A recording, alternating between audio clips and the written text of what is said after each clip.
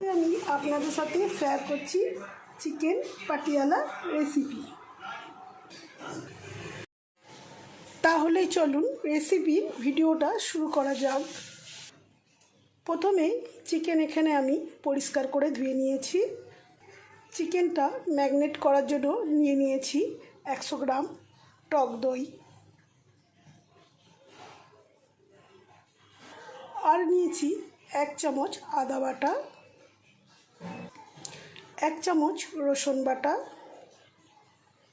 আর নিচ্ছি গোলমরিচ গুঁড়ো,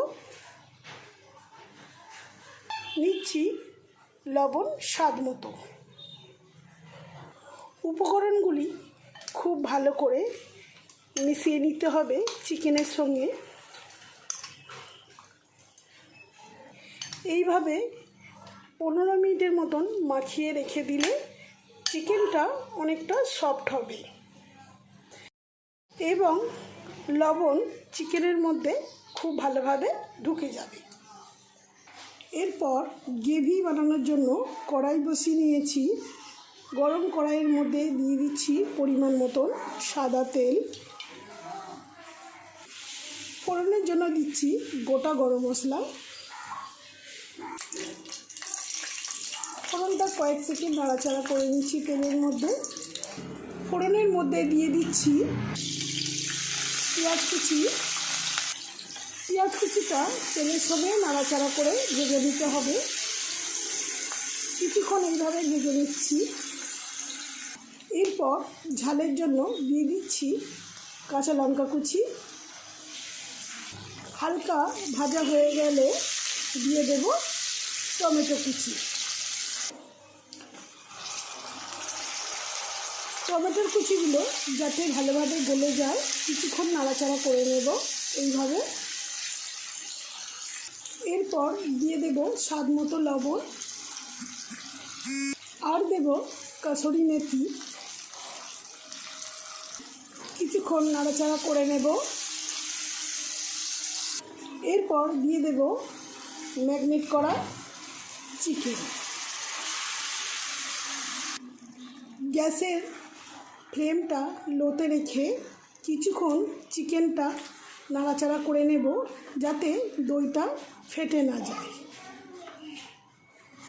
গ্যাসের ফ্লেমটা মিডিয়ামে রেখে দিয়ে দিচ্ছি 1 চামচ ধনে গুঁড়ো, 1/2 চামচ জিরে গুঁড়ো। ভালো করে চিকেন কষে নিতে হবে। চিকেন থেকে জল ছাড়তে শুরু করেছে, আলাদা করে জল দেওয়ার কোনো দরকার নেই। এখন ঢাকা দিয়ে চিকেনটা 15 মিনিট সিদ্ধ করে নেব।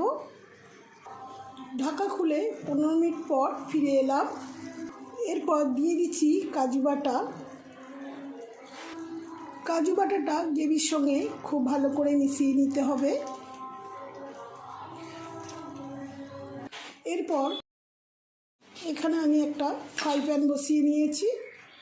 ফ্রাই প্যানের মধ্যে নিয়ে নিচ্ছি 1 চামচ মতো ঘি, আর নিচ্ছি 1 চামচ মৌরি, নিচ্ছি 2টো শুকনো লঙ্কা। ঘিয়ের সাথে লঙ্কার মৌরিটা একটু নাড়াচাড়া করে নিচ্ছি। দিচ্ছি ক্যাপসিকাম কুচি, আর দিচ্ছি চৌকো করে কেটে রাখা পেঁয়াজ কুচি।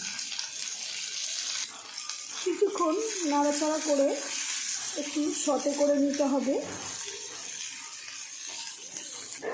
ক্যাপসিকাম কুচি, পেঁয়াজ কুচি সতে করে নেওয়া হয়ে গেছে।